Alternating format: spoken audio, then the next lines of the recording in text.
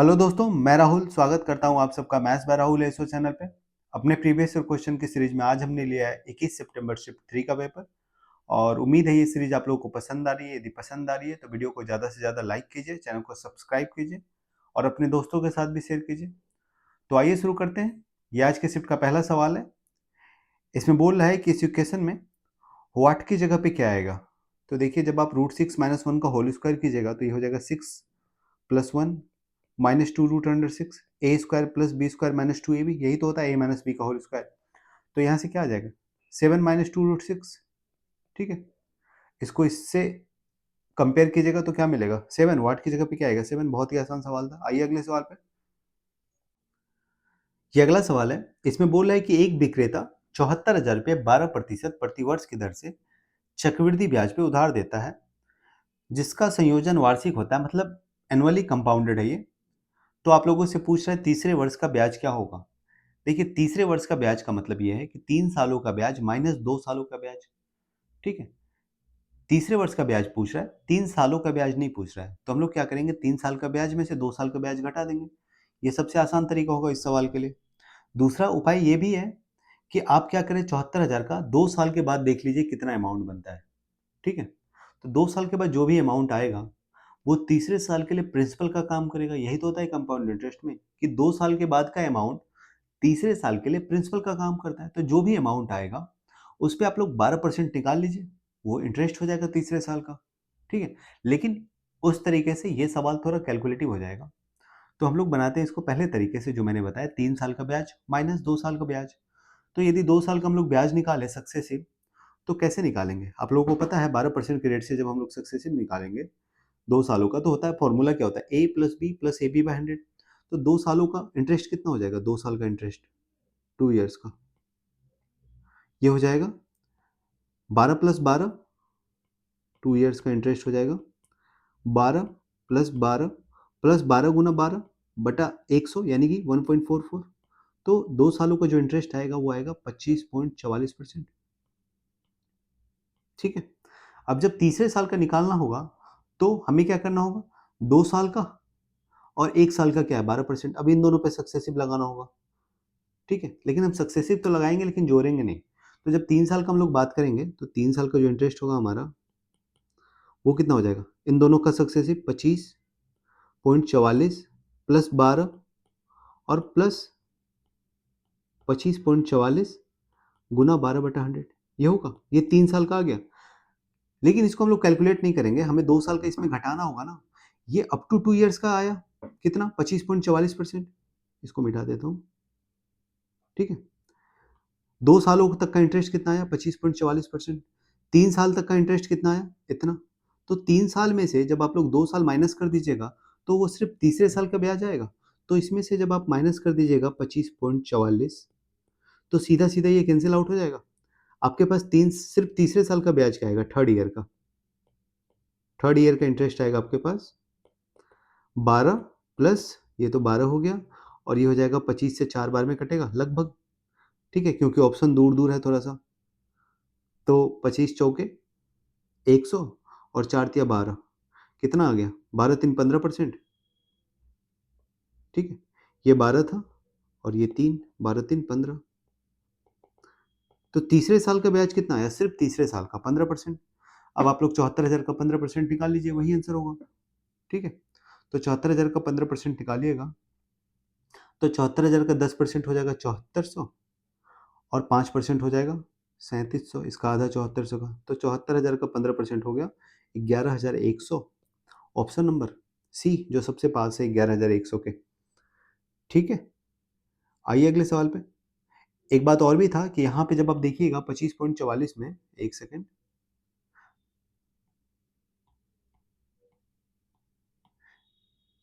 यहाँ देखिए, यहाँ पे जब 25.44 का बात कर रहे हैं तो हमने यहाँ पे 25 माना, तो इस 100 को 4 बार में काट दिया था ना।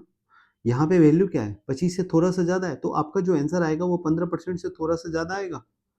ठीक है, तो 15% से थोड़ा सा ज्यादा आएगा, तो 11,100 से थोड़ा सा ज्यादा वैल्यू आएगा। तो ऑप्शन नंबर सी ही है ना, 11,100 से थोड़ा सा ज्यादा। आइए अगले सवाल पे। ये अगला सवाल है। इसमें बोल रहा है कि यदि ए रुपये की राशि पे 2 वर्षों के लिए 6% प्रतिवर्ष की दर से साधारण ब्याज बी रुपये की राशि पे 3 वर्षों के लिए 4% प्रतिवर्ष की दर से साधारण ब्याज के बराबर है तो ए और बी का अनुपात ज्ञात कीजिए। देखिए सीधा सीधा सवाल है कि ए रुपया पे जो इंटरेस्ट मिल रहा है वो बी रुपया पे जो इंटरेस्ट मिल रहा है वो दोनों बराबर है। तो यहाँ से जब देखिएगा तो ए पे कितना इंटरेस्ट मिल रहा है, 2 वर्षों के लिए 6% यानी कि 12% का इंटरेस्ट मिल रहा है ए पे। और बी पे कितना इंटरेस्ट मिल रहा है, 3 वर्षों के लिए 4%, यहाँ पे भी 12% मिल रहा है। और दोनों का इंटरेस्ट बराबर है, दोनों का 12% बराबर आ रहा है, यानी कि दोनों अमाउंट भी बराबर होगी ना। तो ए और बी का अनुपात कितना हो जाएगा, बराबर, 1:1। आइए अगले सवाल पे। ये अगला सवाल है, इसमें बोला है कि कौन सी ऐसी संख्या है जो वास्तविक तो है लेकिन परिमेय नहीं है। तो इन चारों संख्याओं में से चारों रियल है, ठीक है, चारों रियल नंबर्स हैं। अब इसमें से कौन सा रेशनल नहीं है, मतलब कौन सा परिमेय नहीं है। तो जब आप देखिएगा तो आप लोगों को पता है वैसा रूट का वैल्यू, स्क्वायर रूट या ऐसा रूट का वैल्यू जो रूट से बाहर ना आ पाए पूरा पूरा, वो क्या होता है, इरेशनल होता है, अपरिमेय होता है। तो यहाँ पे स्क्वायर रूट 7 दिया हुआ है, ठीक है। तो क्या 7 रूट से बाहर आ पाएगा, नहीं आ पाएगा ना। तो कोई भी नंबर जब रूट से बाहर नहीं आ पाता है ना, स्क्वायर रूट, क्यूब रूट, किसी भी रूट से जब बाहर नहीं आ पाता है तो उसको हम लोग बोलते हैं अपरिमेय, यानी कि इरेशनल नंबर। तो यहाँ पे ये संख्या ऑप्शन नंबर सी परिमेय नहीं होगा क्योंकि ये अपरिमेय संख्या है। तो ऑप्शन नंबर सी इसका सही आंसर होगा कि ये परिमेय नहीं है, ठीक है। बाकी तीनों परिमेय संख्या है, ठीक है। कोई भी नंबर जिसको पी बाई क्यू के रूप में आप कन्वर्ट कर पाए तो वो परिमेय होता है, ठीक है। आइए अगले सवाल पे। ये अगला सवाल है, इसमें बोल रहा है कि मनोज 500 मीटर लंबी सड़क को 5 मिनट में पार कर सकता है, किलोमीटर प्रति घंटे में उसकी गति क्या है। तो 500 मीटर 5 मिनट में दिया हुआ है, तो मीटर प्रति सेकंड निकाल लेते हैं। और आप लोगों को मैंने बताया था कि मीटर प्रति सेकंड को जब आप लोग 18/5 से गुना करते हैं तो किलोमीटर प्रति घंटा में आ जाता है वो।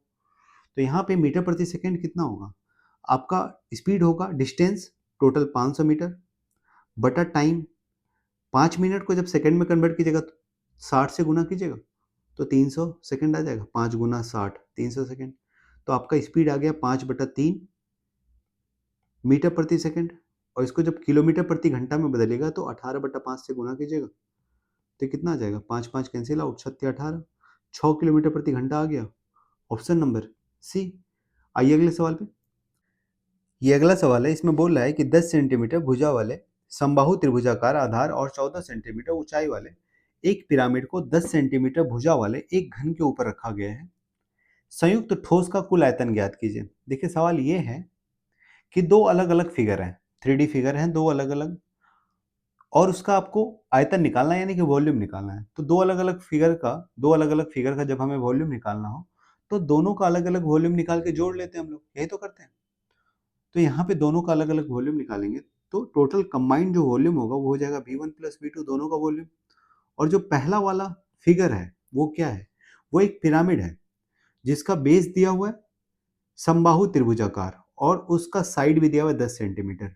और आप लोगों को पता है पिरामिड का वॉल्यूम क्या होता है, मैंने बहुत बार बताया पिरामिड का वॉल्यूम होता है, यानी कि V1 की बात करेंगे तो ये होता है पिरामिड का वॉल्यूम 1/3, बेस का एरिया, यहाँ पे बेस क्या है, समबाहु त्रिभुज है तो समबाहु त्रिभुज का एरिया √3/4 इंटू ए स्क्वायर, साइड का स्क्वायर यानी कि 10 का स्क्वायर 100, ठीक हो गया। 1/3 बेस का एरिया इंटू हाइट, यही तो होता है पिरामिड का वॉल्यूम। तो हाइट कितना दिया हुआ है, 14 सेंटीमीटर, 14। ये हमने निकाल लिया वॉल्यूम 1, पहला वाला फिगर का वॉल्यूम, ठीक है, यानी कि पिरामिड का वॉल्यूम। अब जो दूसरा वॉल्यूम है वो है आपके पास, इसको रखा गया है 10 सेंटीमीटर साइड वाले क्यूब के ऊपर। तो दूसरा जो फिगर है आपके पास वो क्यूब है। तो क्यूब का आयतन कैसे निकालते हैं आप लोग, साइड का क्यूब कर देते हैं, यानी कि 10 सेंटीमीटर भुजा है तो 10 का क्यूब 1000, ठीक है। ये आ गया दूसरे वाले फिगर का आयतन, दोनों का आयतन आ गया। इसी को जोड़ना है आपको, इसको जोड़िएगा तो यहाँ पे हो जाएगा, क्या क्या कट रहा है, 4 से 25 बार में, और 25 गुना 14 350, 350, तो ये आ गया 350, ठीक है। और यदि आप देखिए √3 से 3 को काटिएगा तो नीचे √3 आता है, ठीक है। तो ये आ गया √3 प्लस में 1000, ठीक है। जब आप लोग √3 का बात करेंगे ना तो √3 होता है क्या, 1.732, ठीक है। तो 1.73 होता है √3 का वैल्यू। तो यदि आप लोग इसको 1.73 नहीं लिख के 1.75 लिख लीजिएगा। आप एक बार ऑप्शन देखिएगा किसी भी सवाल को बनाने से पहले, ऑप्शन काफ़ी दूर-दूर है। जब आप लोग 1.73 को 1.75 मान लीजिएगा, तो यहाँ से काटिएगा तो ये 200 बार में कटेगा। क्योंकि आप लोगों को पता है 175 गुना 2 कितना होता है 350, तो ये 200 बार में कट जाएगा ये। ये हो गया 200 और ये हो गया 1000, कितना आ गया 1200 के आसपास। एक ही ऑप्शन है जो 1200 के आसपास है, ऑप्शन नंबर बी। बाकी सारे ऑप्शन दूर-दूर है। ठीक है, आइए अगले सवाल पे। ये अगला सवाल है, इसमें बोल रहा है कि ए और बी ने 12 महीनों के लिए क्रमशः 60,000 रुपये और 40,000 रुपये का निवेश किया। ए प्रबंधन के लिए यानी कि मैनेजमेंट के लिए प्रॉफिट का 10% लेता है। 90,000 रुपये का शेष लाभ पूंजी के आधार पर विभाजित किया जाता है। ये थोड़ा गलत लग रहा है हिंदी में, इंग्लिश में क्या लिखा हुआ है, the remaining profit of 90,000 is divided based on the capital. अच्छा, देखिए सवाल ये है कि ए और बी ने जो है 60,000 और 40,000 रुपये इन्वेस्ट किए किसी बिजनेस में, दोनों ने 12 महीने के लिए किए। तो दोनों का यदि टाइम सेम है तो इनके इन्वेस्टमेंट का रेशियो क्या है ए और बी का, 6:4, यानी कि 3:2, सीधा सीधा बोल सकते हैं। 60,000 और 40,000 को लिखा जा सकता है, 20,000 से जब काटिएगा तो ये हो जाएगा 3:2। इस अनुपात में इन्होंने पैसे लगाए और ए को जो है मैनेजमेंट के लिए 10% दिया जाता है। लेकिन सवाल में ये भी बोला हुआ है कि ए को 10% देने के बाद जो टोटल प्रॉफिट बच रहा है वो 90,000 बच रहा है। ए को 10% देने के बाद बच रहा है, तो ए को जब आपने दे ही चुके हैं 10%, तो 90,000 को किस रेशियो में बांट लीजिएगा, जिस रेशियो में उनका इन्वेस्टमेंट है। तो 90,000 को आप 3 और 5, 3 और 2 इसी अनुपात में बांटिएगा ना, यानी कि टोटल कितना 5। आपसे पूछ रहा है बी का हिस्सा कितना होगा, तो बी का 2 हिस्सा है, 90,000 को बांटना है क्योंकि 10% का प्रॉफिट आप पहले ही दे चुके हैं। तो बी का हिस्सा कितना हो जाएगा 2 आउट ऑफ 5। ठीक है, टोटल अमाउंट 90,000, टोटल प्रॉफिट तो यहाँ से आ जाएगा 18×5 = 90, 18 गुना तो 36,000, यानी कि बी का हिस्सा कितना हो जाएगा 36,000। अगले सवाल पे, ये अगला सवाल है, इसमें बोल रहा है कि 40 मीटर आधार और 30 मीटर ऊंचाई वाले एक त्रिभुजाकार मैदान 40 मीटर लंबाई और 25 मीटर चौड़ाई वाले एक आयत के साथ एक भुजा साझा करता है। कुल क्षेत्रफल और कुल क्षेत्रफल में त्रिभुज के क्षेत्रफल का प्रतिशत ज्ञात कीजिए। देखिए, इस सवाल के लिए फिगर बनाने की जरूरत है नहीं। आप यदि ये देखिए, सवाल में ये दिया हुआ है कि दो मैदान है, एक त्रिभुजाकार है, ठीक है, यहाँ पे लिखा हुआ है एक त्रिभुजाकार मैदान है ट्रायंगुलर, और एक आयताकार यानी कि रेक्टेंगुलर। दो अलग अलग मैदान है, दोनों का डायमेंशन दिया हुआ है और ये बोला है कि दोनों में एक साइड कॉमन है। ठीक है, तो कॉमन है तो यहाँ पे दिख रहा है 40 मीटर का ही साइड कॉमन होगा क्योंकि दोनों का लेंथ 40 मीटर है। ठीक है, आपसे पूछ रहा है टोटल एरिया क्या होगा दोनों मैदान का, और जो टोटल एरिया होगा उसमें त्रिभुज का एरिया कितना परसेंट होगा। तो यदि आप दोनों का अलग अलग एरिया निकाल लें तो आप बहुत ही आसानी से निकाल सकते हैं। त्रिभुज का एरिया आप लोगों को पता है होता क्या है, 1/2 इंटू बेस इंटू हाइट। तो जो ट्रायंगल होगा आपका, जो ट्रायंगल होगा उसका एरिया हो जाएगा 1/2, बेस दिया हुआ है 40 और हाइट दिया हुआ है 30, ये सवाल में ही दिया हुआ है। ठीक है, और जो रेक्टेंगल होगा उसका एरिया क्या होगा, उसका एरिया हो जाएगा लेंथ इंटू ब्रेथ, यही तो होता है लंबाई इंटू चौड़ाई, यानी कि 40 इंटू 25, ये भी दिया हुआ है। दोनों का एरिया यहाँ से निकल जाएगा, यहाँ से आ जाएगा 25 चौके 1000 और ये आ जाएगा 15 चौके 60, 600, यानी कि ट्रायंगल का एरिया आया 600 और रेक्टेंगल का एरिया आया 1000। टोटल एरिया कितना हो गया 600 प्लस 1000, 1600, एक ही ऑप्शन में दिख रहा है। ठीक है, 1600 मीटर स्क्वायर। अगला पूछा है आपसे इसी में कि त्रिभुज का जो एरिया होगा वो टोटल एरिया का कितना परसेंट होगा। तो त्रिभुज का एरिया कितना है 600, टोटल एरिया 1600, कितना परसेंट है। ठीक है, डबल जीरो काट दीजिए, ये हो जाएगा 3/8 और 1/8 होता है 12.5%। रेशियो में बताएं आप लोगों को, 1/8 12.5%, तो 3/8 कितना हो जाएगा 37%। ठीक है, हालांकि इसका जरूरत नहीं था, जैसे ही आपने 16 से निकाला आप इसको आंसर टिक करके आगे बढ़ सकते थे। आइए अगले सवाल पे। ये अगला सवाल है, इसमें बोल रहा है एक समषष्टभुज है यानी कि रेगुलर हेक्सागन और 14 सेंटीमीटर त्रिज्या वाले वृत्त के अंदर अंकित है। षष्टभुज का क्षेत्रफल ज्ञात कीजिए। देखिए, कल ही आप लोगों को सवाल में बताए थे कि यदि कोई षष्टभुज है, कोई रेगुलर हेक्सागन है, किसी सर्कल के अंदर इंस्क्राइब्ड किया हुआ है, सर्कल के अंदर बना हुआ है, तो उसका जो साइड होता है हेक्सागन का वो रेडियस के बराबर होता है। ठीक है, यदि आप लोगों को नहीं समझ में आ रहा है तो कल के शिफ्ट में हम बताए हुए हैं डिटेल में कि जो हेक्सागन होता है किसी सर्कल के अंदर बना हुआ है यदि, तो जो सर्कल का जो रेडियस है वही हेक्सागन का साइड होता है। तो हेक्सागन का साइड यानी कि 14 आ जाएगा।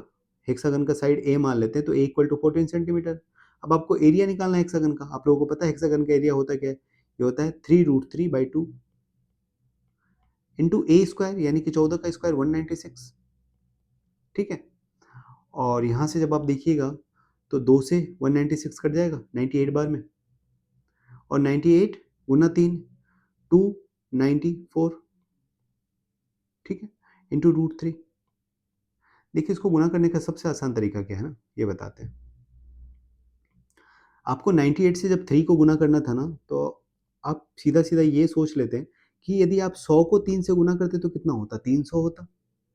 ठीक है, लेकिन यहाँ पे 100 नहीं 98 है, तो 100 को जब आपने 3 से गुना किया तो आपको 300 मिलना चाहिए था, लेकिन 98 यानी कि 100 से 2 कम है, तो 3 गुना 2 6 कम हो जाएगा, यानी कि 300 में से 6 कम होगा तो 294 आ जाएगा, सीधा सीधा था। ठीक है, तो ये आ गया 294√3।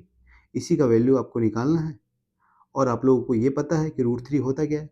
1.73 होता है, 732 होता है, लेकिन यहाँ पे चूंकि आंसर में ऑप्शन में दशमलव के बाद 2 ही अंक है तो हम 2 ही अंक लेते हैं। इसको गुना करना है किससे? 294 से।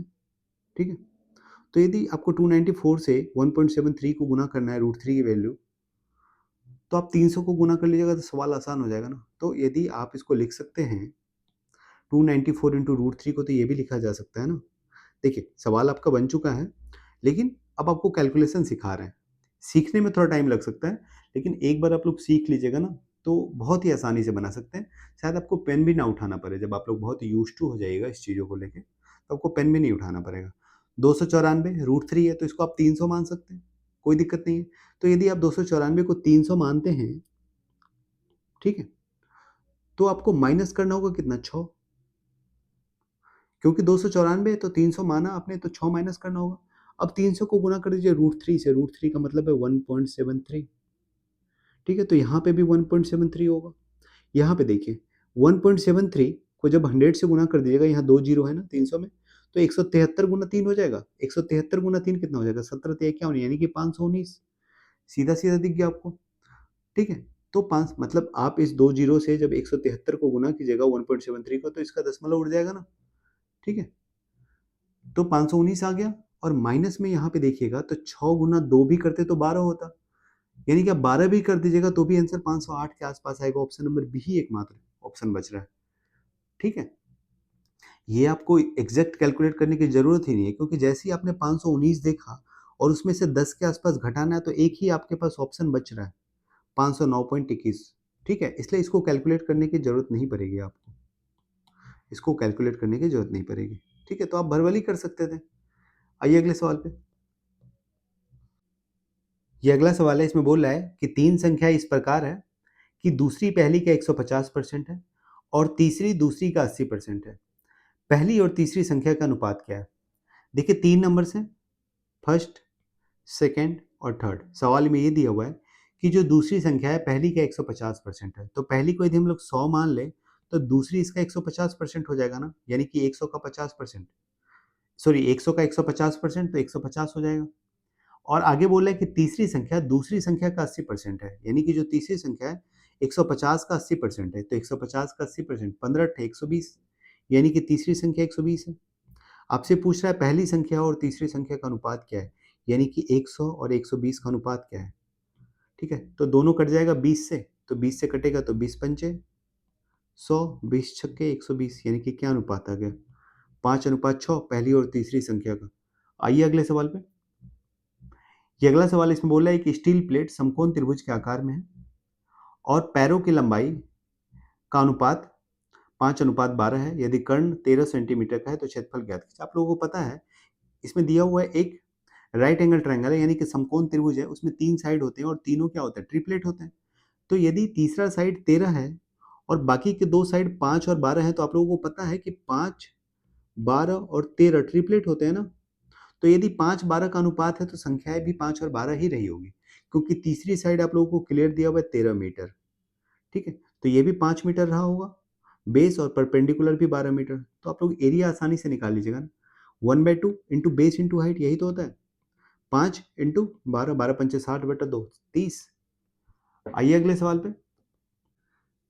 ये अगला सवाल है, इसमें बोल रहा है कि एक संख्या को 20% घटाने के बजाय गलती से 20% बढ़ा दिया गया अंतिम परिणाम सही मान से कितना प्रतिशत अधिक है। देखिए सवाल में थोड़ा प्रिंटिंग मिस्टेक हो गया था। यहाँ पे सही सवाल ये है जो एग्जाम में पूछा गया था कि एक संख्या को 20% घटाने के बजाय गलती से 25% बढ़ा दिया गया। ठीक है, ये 20% नहीं है, 25% बढ़ा दिया गया। इसको सही कर लीजिएगा।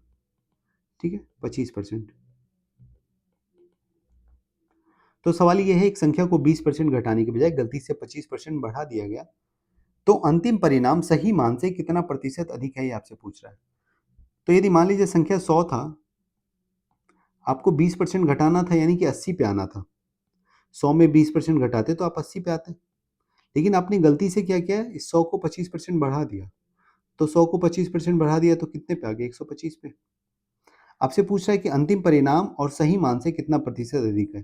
देखिए अंतिम परिणाम 125 आया ना, सही मान कितना था, 80 ये आना था, लेकिन 125 आया तो कितना अधिक आ गया, 45 आ गया।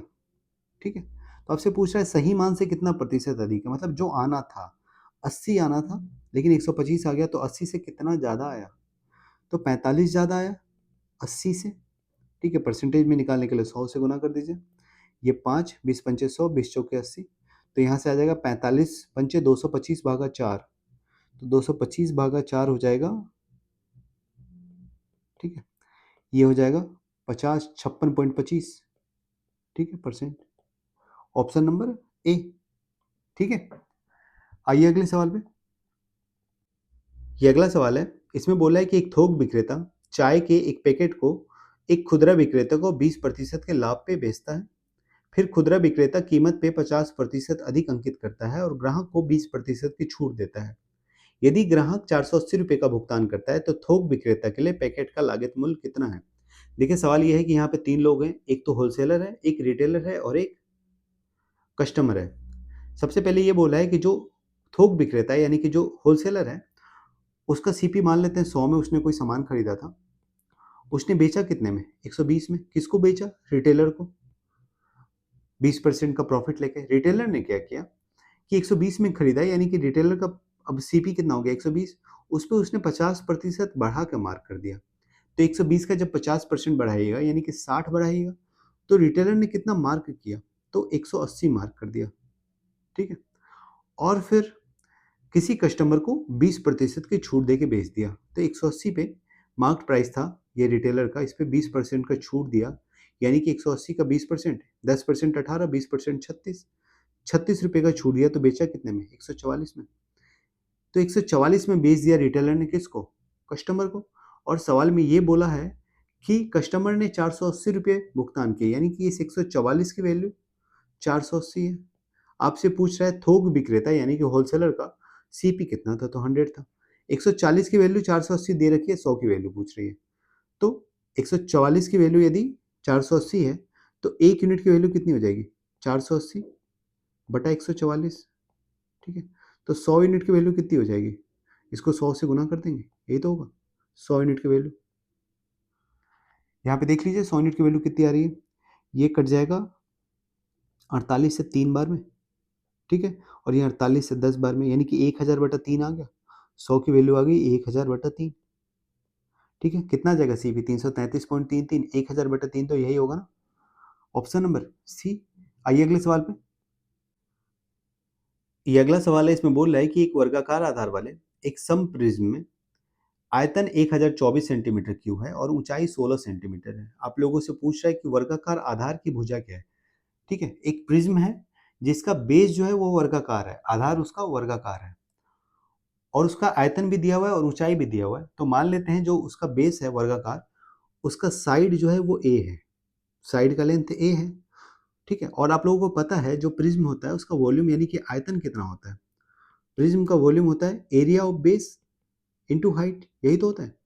आप लोग को वॉल्यूम दिया हुआ है सवाल में 1024, और जब एरिया का बात करेंगे तो ठीक है ए स्क्वायर हो जाएगा, क्योंकि वर्गाकार है, तो वर्ग का साइड दिया हुआ है ए, तो एरिया कितना हो जाएगा ए का स्क्वायर, इंटू एच भी दिया हुआ है 16, यहाँ से ए स्क्वायर निकाल लीजिए। आपसे पूछ रहा था कि वर्गाकार आधार की भुजा क्या है, मतलब ए का वैल्यू क्या होगा। ठीक है, तो यहाँ से निकल जाएगा ए का वैल्यू, 16 से कट जाएगा 1024 64 बार में, तो ए का वैल्यू कितना आ गया, ए स्क्वायर हो गया 64, तो ए इक्वल टू 8। ठीक है, ऑप्शन नंबर ए। आइए अगले सवाल पे। ये अगला सवाल है, इसमें बोल रहा है एक नल एक टैंक को 14 घंटे में भर सकता है। टैंक को आधा भरने के बाद 7 और समान नल खोल दिए जाते हैं, तो टैंक को पूरा भरने में कुल कितना समय लगेगा? देखिए, टैंक जो है 14 घंटे में पूरा भर सकता था, लेकिन टैंक को आधा भर दिया गया। उसके बाद और 7 नल खोल दिए गए सेम कैपेसिटी के। तो टंकी को भरने में कुल कितना समय लगेगा, ये आपसे पूछा टोटल टाइम। तो इसका आंसर तो बिल्कुल क्लियर दिख रहा है ना, ऑप्शन नंबर डी। सवाल में ही बोल दिया है कि टैंक को आधा भर दिया गया। यदि आप खुद सोचिए, टैंक को पूरा भरने में 14 घंटा लग रहा था, तो आधा भरने में कितना लगा होगा? 7 घंटे। ठीक है, तो आधा भर दिया गया पहले ही, तो 7 घंटे तो लग चुके हैं। ठीक है, तो जो टोटल समय होगा वो 7 घंटे से तो ज्यादा होगा ना। तो option number A B C तो बिल्कुल बाहर हो गया। ठीक है, ए बी सी बिल्कुल बाहर हो गया। 7 घंटे से ज्यादा लगने हैं, 7 घंटा तो अभी लग चुका है आधा भरने में। 14 घंटे में पूरा भर सकता था, तो 7 घंटे में आधा भर चुका है। ठीक है, उसके बाद बाकी के नल खोले गए, 7 और नल। तो जो भी टाइम है वो 7 घंटे प्लस में। ठीक है, तो ऑप्शन नंबर डी एकमात्र ऑप्शन है जहां पे 7 घंटे से ज्यादा का ऑप्शन दिया हुआ है। ठीक है, आइए अगले सवाल पे। ये अगला सवाल है, इसमें बोल रहा है कि एक्स और वाई का औसत 30 है, एक्स वाई और जेड का औसत 40 है। तो आप लोगों से पूछ रहा है एक्स वाई और 2z का औसत क्या है। देखिए, यहाँ पे दिया हुआ आप लोगों को कि x और y का औसत 30 है, तो आप लोगों को पता है कि यदि दो नंबर्स का एवरेज 30 है, तो उसका सम कितना हो जाएगा? 30 गुना 2, यही तो होगा। तो आप लोग बोल सकते हैं कि x और y का एवरेज यदि 30 है, तो x प्लस वाई 60 हो जाएगा। और यदि x y और z का एवरेज 40 है, तो x plus y plus z 40 गुना 3 यानी कि 120 हो जाएगा। यहाँ से आप बता सकते हैं कि x प्लस वाई तो 60 है, तो z की वैल्यू कितनी आ जाएगी? 60 आ जाएगी, तभी तो 120 होगा। तो z की वैल्यू आ गई 60। ठीक है, z इक्वल टू आ गया 60। अब आपको निकालने बोला है x y और 2z का एवरेज। तो इसका एवरेज निकालते कैसे हैं? x plus y plus 2z divided by 3, यही तो करेंगे ना। तो आप लोगों को पता है x plus y plus z 120, और फिर से z, मतलब यहाँ से देखिए इन दोनों को जब आप जोड़िएगा तो आपको मिलेगा x plus y plus 2z equal to 120 plus 60 180, मतलब इसकी वैल्यू आपको मिल गई 180। और बटा में है 3, तो 180 बटा 3 कितना आ जाएगा? इसका एवरेज 60 आ जाएगा, ऑप्शन नंबर सी। ठीक है, हालांकि आपको इतना करने की जरूरत नहीं थी इस सवाल में। आप लोगों को एक तरीका और बताते हैं, यदि वो समझ में आ जाए ना, तो आपको पेन उठाने की भी जरूरत नहीं पड़ेगी। ठीक है, बहुत ही आसान तरीका है, बस उसके लिए आप लोगों को एक कॉन्सेप्ट बताना होगा, उसके बाद आप इस सवाल को चुटकियों में बना सकते हैं। देखिए, इसको मिटाते हैं पहले।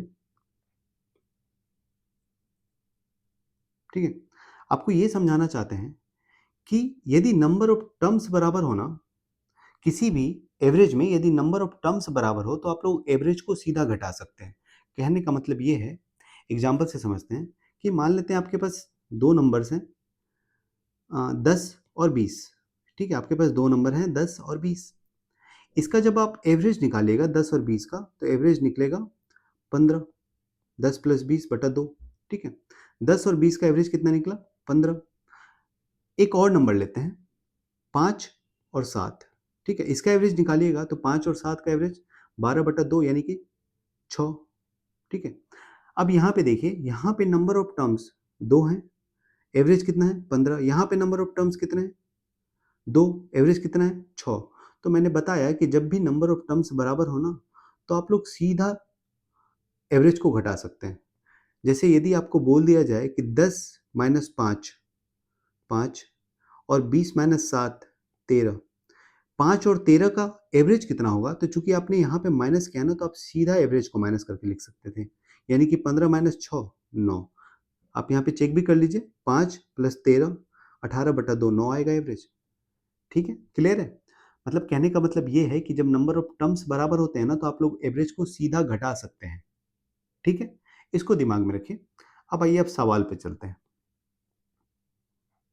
ठीक है, हमारे पास सवाल ये है कि x और y का एवरेज 30 दिया हुआ है, x plus y plus z का एवरेज 40 दिया हुआ है। आपसे पूछ रहा है x y और 2z का एवरेज। ठीक है, x y और 2z का एवरेज। यदि हम ये बोले कि 2x x y और z का एवरेज 40 है, तो 2x 2y और 2z का एवरेज कितना हो जाएगा? 80 हो जाएगा, इसमें कोई डाउट नहीं है। ठीक है, अब यहाँ पे देखिए, यहाँ पे नंबर ऑफ टर्म्स कितने हैं? 3। यहाँ पे नंबर ऑफ टर्म्स कितने हैं? 3। यदि किसी तरह से यहाँ पे नंबर ऑफ टर्म्स 30 हो जाते हैं 3 हो जाते हैं तो हम लोग सिंपली घटा सकते थे ना और एवरेज निकाल सकते थे, ठीक है? तो हम मान लेते हैं थोड़ी देर के लिए कि यहाँ पे 3 टर्म्स हैं, ठीक है? x और y नहीं है, x, y और m है। इस लाइन को देखिए। सवाल ये है कि x और y का एवरेज 30 है, ये दिया हुआ है। यदि हम मान लें कि x, y का एवरेज 30 नहीं है, इसमें एक टर्म और भी है m, ठीक है? जिसका वैल्यू 0 है। m एक टर्म हमने ऐड कर लिया जिसका वैल्यू 0 है। तो इन तीनों का सम कितना हो जाएगा? x प्लस y तो 60 था, ठीक है? और उसमें m को जोड़ दिए तो कोई फर्क ही नहीं पड़ेगा, 60 ही रहेगा। समझ रहे हैं? x और y तो ऑलरेडी 60 था, 60 में 0 जोड़ दिए तो 60 ही रहेगा। और जब इसको 3 से डिवाइड करेंगे एवरेज निकालने के लिए, 3 टर्म है तो एवरेज कितना आ जाएगा? 60/3, यानी कि अब जो एवरेज आएगा उसका 20 आ जाएगा। ठीक है? बन गया आपका सवाल। आपके पास 3 नंबर है m(x, y) जिसका एवरेज 20 है, लेकिन m का वैल्यू 0 है, तो घटाएंगे तो कोई फर्क नहीं पड़ेगा। इसमें से आप लोग घटा दीजिए x, y और m को, तो एवरेज भी घट जाएगा। 3 टर्म यहाँ भी हो गए। तो यहाँ से जब आप देखिएगा तो 2x माइनस एक्स, एक्स हो जाएगा, 2y माइनस वाई, वाई हो जाएगा, और 2z माइनस m, m तो 0 है, तो 2z, इसका एवरेज कितना आ जाएगा? 80 माइनस 60, 20। समझे? एक लाइन में इस सवाल को बनाया जा सकता था। इतना लिखने की भी जरूरत नहीं है, तो समझाने के लिए आपको लिखना पड़ा। लेकिन यदि आपको समझ में आया है कि मैंने क्या किया तब। यदि आपको नहीं समझ में आया तो आप वापस से बैक कीजिए और देखिए फिर से। बहुत ही आसान तरीका है ये, ठीक है? और नहीं, फिर भी नहीं समझ में आ रहा तो पहला तरीका तो है ही आप लोगों के पास। आइए अगले सवाल पे चलते हैं। ये अगला सवाल है, इसमें बोल रहा है कि एक विक्रेता 40 रुपये प्रति किलोग्राम और 60 रुपये प्रति किलोग्राम लागत वाली चावल की दो किस्मों को एक निश्चित अनुपात में मिलाता है और मिश्रण को 55 रुपये प्रति किलोग्राम पे बेच के 10% का लाभ कमाता है। वो अनुपात क्या है जिसमें दोनों प्रकार के चावल मिलाए गए थे? तो 55 रुपये पे बेच के यदि वो 10% का प्रॉफिट कमा रहा है तो आपको इजीली दिखना चाहिए ये चीज़ कि 50 की चीज़ को 55 में बेच रहा है, क्योंकि 50 पे की चीज़ को जब 10% की प्रॉफिट लेगा यानी कि 5 का प्रॉफिट लेगा, 50 का 10% 5, तो 55 में बेचेगा। यानी कि आपको ये पता चल गया कि मिक्सचर का प्राइस कितना आ रहा है? 50। यानी कि जब 40 और 60 रुपये के चावल को मिला रहा है तो 50 रुपये का चावल मिल रहा है। इसी को जब 10% प्रॉफिट पे बेचता है तो 55 पे बेच रहा है। तो यहाँ से देखिए किस अनुपात में आ जाएगा? 10 बट यहाँ से 10 और यहाँ से 10, यानी कि 1 अनुपात 1। आइए अगले सवाल पे। ये अगला सवाल है, इसमें साइन ए इक्वल टू 1/√10 दिया हुआ है। आपसे पूछ रहा है टेन ए प्लस सेक ए का वैल्यू क्या होगा? तो साइन ए का बात करेंगे तो साइन ए होता है क्या? पी बटा एच। पी की वैल्यू 1 है, एच की वैल्यू √10 है, तो बी की वैल्यू निकाल लीजिएगा। एच स्क्वायर माइनस 1 का स्क्वायर यानी कि 10 माइनस 1 9, 9 का स्क्वायर रूट यानी कि बी की वैल्यू आ गई 3। ठीक है? पी एच बी तीनों निकल गया आप लोगों का।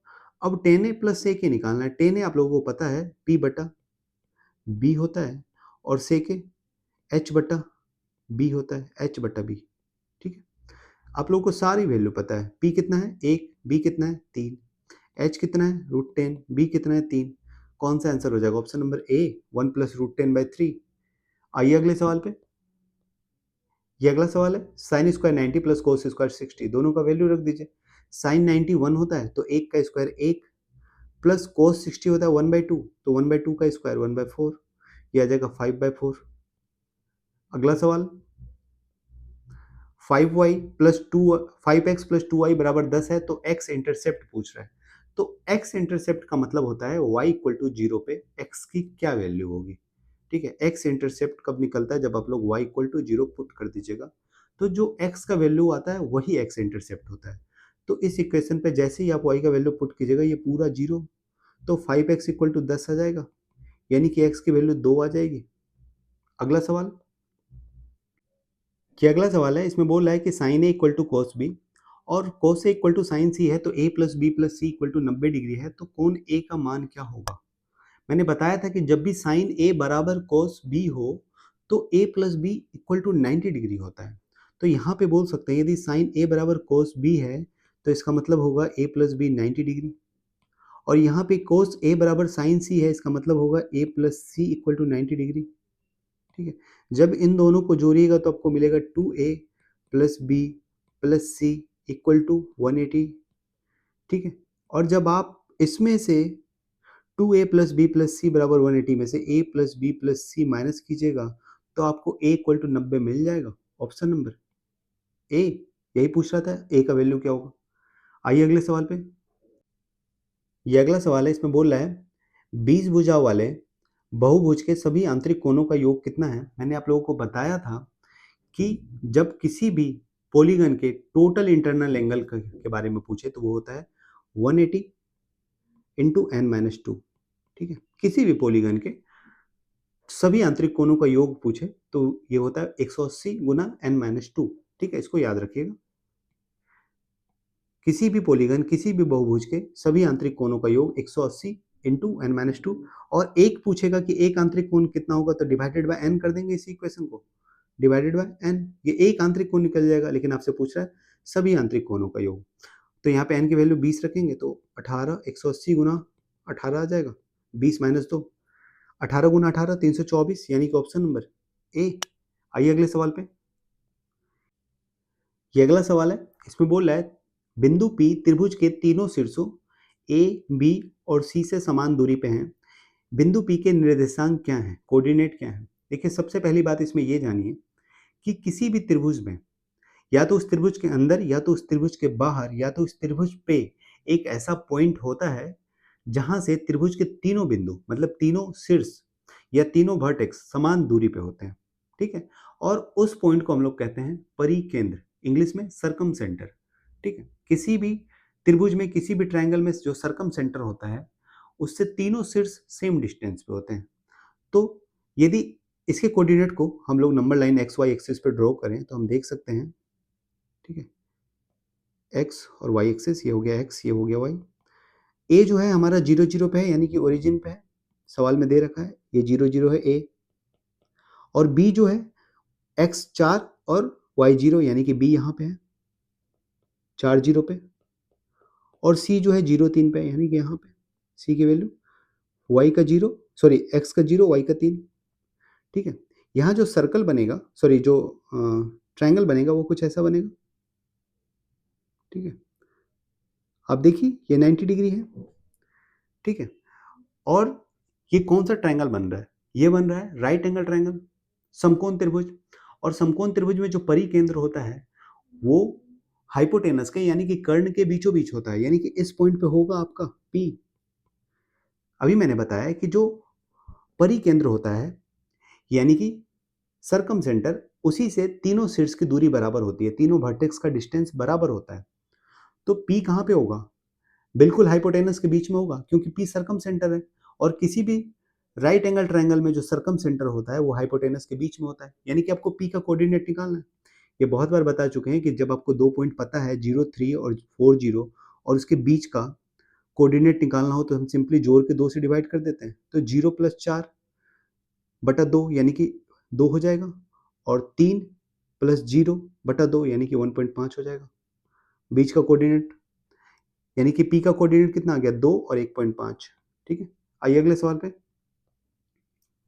ये अगला सवाल है, तो इसको आप लोग रेशनलाइज कर लीजिए। रेशनलाइज कीजिएगा तो ऊपर नीचे गुना कीजिएगा, 5 माइनस सॉरी प्लस 2√6 और नीचे भी 5 + 2√6। ठीक है, ये जब अंदर जाएगा तो ये होगा 25 माइनस 2√6 का होल स्क्वायर, यानी कि 24। 25 माइनस 24 1 आ जाएगा, यानी कि ये पूरा नीचे वाला टर्म 1 हो जाएगा। ठीक है, और ऊपर ये और ये गुना होगा तो दोनों का स्क्वायर रूट हट जाएगा, तो सीधा सीधा नंबर क्या आ जाएगा 5 + 2√6, ऑप्शन नंबर बी। आइए अगले सवाल पे, ये आज का आखिरी सवाल है। इसमें बोल रहा है कि एक समकोण त्रिभुज एबीसी के बजाय A B 6 centimetre, B C 8 centimetre, शीर्ष बी से कर्ण एसी पे एक लंब बी डी खींचा गया है, तो बी डी की लंबाई क्या है। देखिए सवाल ये है कि एक राइट एंगल ट्रायंगल है A B C, A B C, A B C. ठीक है, इसमें ठीक है ए बी 6 दिया हुआ है, बी सी 8 दिया हुआ है, तो आपसे पूछ क्या रहा है। हाँ, तो ये राइट एंगल ट्रायंगल है तो ए सी कितना हो जाएगा 6 8 10 ट्रिपलेट होता है, तो ए सी का लेंथ कितना हो जाएगा 10। आपसे पूछ रहा है कि पॉइंट बी से AC पे एक परपेंडिकुलर खींचा गया, यानी कि यहाँ से यहाँ पे एक परपेंडिकुलर खींचा गया, इसका लेंथ कितना होगा D। मैंने कल बताया था कि इस D को निकालने के लिए आप लोग सिंपली क्या लिखते हैं, A into B divided by C, यही तो करते हैं, A into B divided by C. तो A इंटू बी कितना है 8 × 48 बटा 10। यानी कि 4.8। ठीक है, आइए अगले सवाल पे। अच्छा सॉरी, सवाल तो कंप्लीट हो गया। ठीक है, फिर मिलते हैं आप लोगों के साथ अगले शिफ्ट के सवालों के साथ। तब तक के लिए बाय। यदि वीडियो पसंद आ रहा है तो वीडियो को ज़्यादा से ज़्यादा लाइक कीजिए, चैनल को सब्सक्राइब कीजिए। ठीक है।